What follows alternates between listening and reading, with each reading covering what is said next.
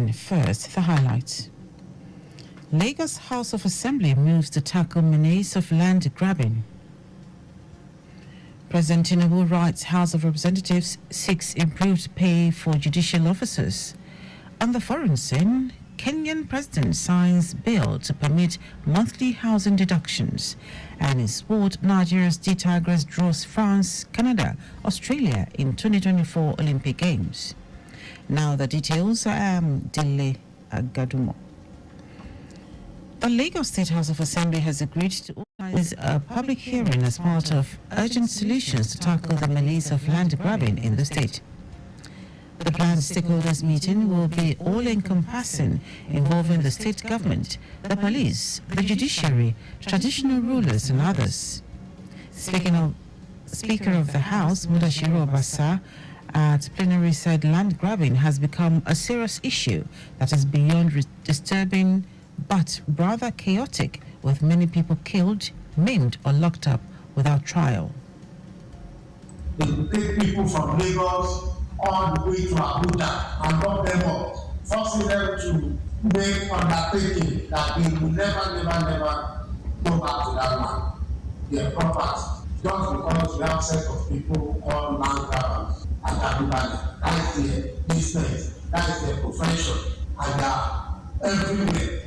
Otherwise, someone will just rise up and approach somebody's property and still exude such boldness and confidence and still bring police to support him. Obasa also raised concerns over delays and multiple judgments from courts, while urging the state government to consider commensurate compensations for landowners whose properties are taken over in overriding public interests. Meanwhile, the Lagos State House of Assembly has commiserated with the Olubadan in council over the demise of Oba Lekan Balogun, the 42nd Olubadan. The House also condoled the Nigerian army over the killing of its personnel in Delta. The lawmakers held a minute's silence in honor of the departed, while the director, the clerk, Olalekan Onofeko, to send a condolence letter each to the Olubadan in council and the Nigerian army. Lagos State Domestic and Sexual Violence Agency DSVA has trained counseling officials of religious institutions on preventing and responding to domestic violence in the state.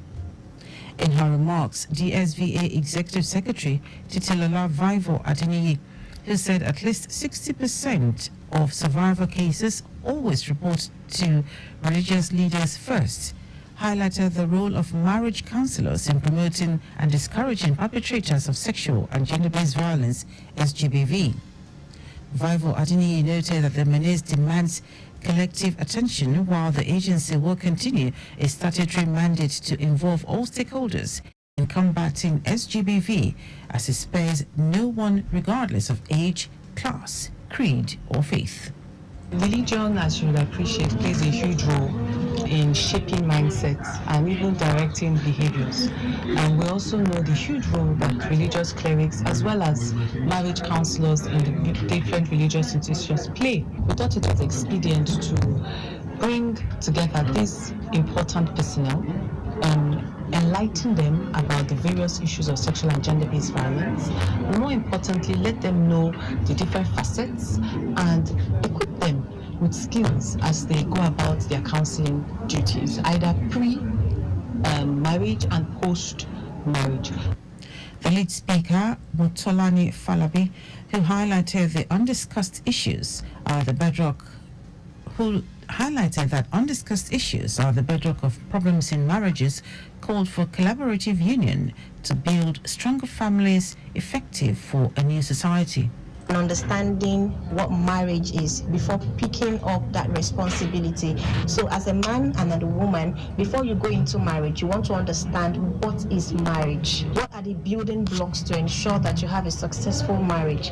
What are the don'ts that you need to pay attention to when you're trying to build a successful home? Because we all need to understand that the future of our world depends on how successful our marriage is right now. Participants commended Lagos State government for the initiative, saying it will help in rebuilding the nation. My experience so far counseling people or talking, advising people in marriage, sir. I think that we should accept that at the moment does not tell all about our life. We're going to have a situation where things will change. It is rather we align with the time. We had a renewal of our intention, a renewal of our agreements, and we also work around together to see that we make it to a successful home. Peace is the only commodity that you don't buy from any shop except you manufacture them. Therefore, for anybody to talk about peace and trade on the path of peace, sincerely speaking, you must have advised yourself on the do's and don'ts for you to get peace. Marital issues are supposed to be treated with utmost care, understanding that before you say anything, make sure your partner has the understanding. Those were participants of the training of counseling officials of religious institutions. Lagos State Ministry of Transportation has announced dedicated phone hotlines aimed at facilitating public feedback and complaints regarding the activities of the ministry and its officials. Commissioner for Transportation, Oluwaseun Oshiemi, said the phone numbers will provide citizens with a direct channel to express their concerns, report grievances, and provide valuable feedback on transportation-related matters. Oshiemi noted that this is in recognition of the importance of fostering transparency, accountability, and responsiveness in governance.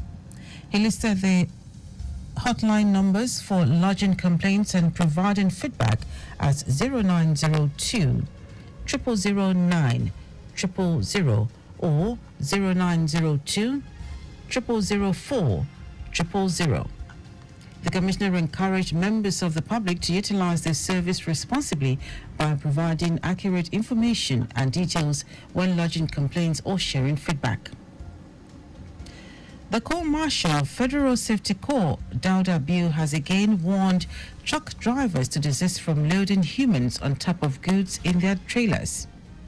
Biu, who gave the warning against the backdrop of a road crash on the Abuja-Kaduna Expressway, which claimed 10 lives on Monday night, noted that this action poses a danger to such humans and other road users.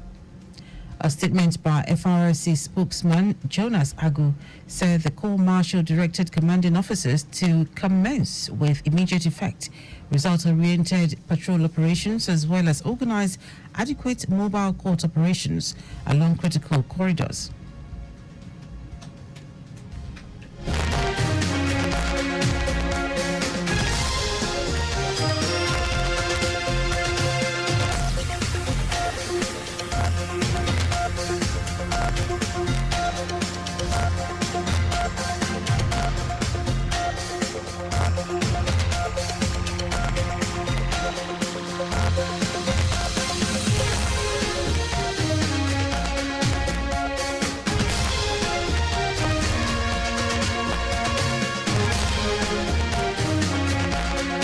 Now to the rest of the stories. Reports just reaching us says the Lagos State Fire and Rescue Service has mobilized its personnel to a fire emergency at the intersection of Nnamdi Azikiwe and Dosemo in Idumota, Lagos. Director, Lagos State Fire and Rescue Service, Margaret Adeshoye, says the fire encompasses 3 buildings, including two-story structure and a 3-story building, and currently firefighting efforts are underway at the scene.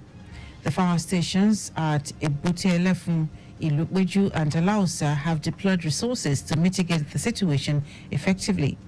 The cause of the fire is yet to be determined and investigations are ongoing. Casualties have not been confirmed at this time, and further updates will be provided as the situation unfolds. President Bola Tinubu has transmitted a letter to the National Assembly praying it to pass a new bill seeking to provide new salaries and allowances for judicial officers across the country.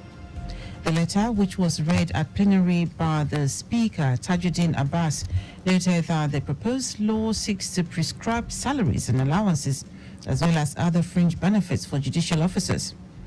It also said, in accordance with the provisions of Section 58, subsection 2 of the 1999 Constitution as amended, the President forwarded the Judicial Office Holders, Salaries and Allowances, etc. Bill 2024 for the kind consideration of the House of Representatives. It will be recalled that there has been agitation for an improvement in the salaries, allowances and other welfare packages of judicial officers in the country in recent times. The House of Representatives has asked the Federal Ministry of Industry, Trade and Investment to immediately halt the signing and implementation of a trade partnership with the United Kingdom, UK, which allows UK lawyers to practice within Nigeria. A motion by 49 lawmakers pointed to recent reports and public outcry over an alleged economic and trade partnership between the UK and Nigeria, aimed at exploring new opportunities in key sectors such as energy, legal and financial services sectors. The House also noted that the trade deal became very heightened some days ago as the legal aspect appeared lopsided and tilted mainly in favor of the UK, to the detriment of qualified Nigerian lawyers, in that it sought to allow UK lawyers to enter the Nigerian legal space and practice, but not vice versa. Members of the Green Chamber argued that unless immediate pragmatic steps are taken to investigate and address the concerns raised, the country may unwittingly be entering into a deal whose terms and conditions may, in the long run, be unfavorable to the country and the overall interests of Nigerians. The House then mandated its Committee on Treaties, Protocols and Agreements to investigate the matter and report back within 4 weeks. Today is World Happiness Day. The General Assembly of the United Nations, in its resolution, proclaimed the 20th of March as the International Day of Happiness, recognizing the relevance of happiness and well-being as universal goals and aspirations in the lives of human beings around the world, and the importance of their recognition in public policy objectives. The resolution was initiated by Bhutan, a country that recognized the value of national happiness over national income since the early 1970s and famously adopted the goal of gross national happiness over gross national product. It also recognizes the goal and calls for a more inclusive, equitable and balanced approach to economic growth that promotes the happiness and well-being of all people. And now to foreign news. Kenya's President William Ruto has signed into law a controversial bill paving the way for the government to continue collecting a housing levy of 1.5% of a worker's monthly pay. The levy, which is intended to pay for the construction of affordable housing for poorer Kenyans, has sparked an outcry from the opposition and a large section of the population who feel burdened by a raft of new taxes. The law has been held up in the courts. In order to address the issues raised by the court, the new law now extends the levy to other workers and now requires non-salaried Kenyans in the informal sector to pay the levy. It is not clear how the government will collect the money from those in the informal sector. Now, sports. Nigeria's D Tigress has been drawn in a difficult group in the women's basketball event of the Paris 2024 Olympic Games. In Tuesday's draw held at the Patrick Bowman's house in Switzerland, D Tigress were drawn in Group B with Canada, Australia and host France. While D Tigress is ranked 12th in the world, Australia is 3rd. Canada sits in the 5th position and France occupies number 7. This is the 3rd time D Tigress will qualify for the Olympic Games after featuring at Athens 2004 and Tokyo 2020. And that ends our news at 10. Just before we go, please do not drive beyond specified speed limits. You can follow us and like all our various social media platforms: X, formerly Twitter, Traffic Radio 961, Instagram, Lagos Traffic Radio 961. Watch us live on Facebook, Lagos Traffic Radio 96.1 FM. On YouTube, subscribe and watch all our previous programs and news on our channel, Traffic Radio 961. Did you know that the Sanwo-Olu administration renovated 5 libraries? Ekwe, Badagry, Etiosa, Amowodofi, and Ikorodu. You can get more details on the Lagos State Government website. To end the news, are the highlights of the major stories. The Lagos State House of Assembly has agreed to organize a public hearing as part of urgent solutions to tackle the menace of land grabbing in the state. President Bola Tinubu has transmitted a letter to the National Assembly praying it to pass a new bill seeking to provide new salaries and allowances for judicial officers across the country. We also told you that Kenya's President William Ruto has signed into law a controversial bill paving the way for the government to continue collecting a housing levy of 1.5% of a worker's monthly pay. And in sport, Nigeria's D Tigers has been drawn in a difficult group in the women's basketball event of the Paris 2024 Olympic Games. For contact with the newsroom, send a message to Lagos Traffic Radio at lagosstate.gov.ng. That ends the news broadcast compiled by Adewale Oluboroku. I am Dele Agadumo. Good morning. Thank you for listening.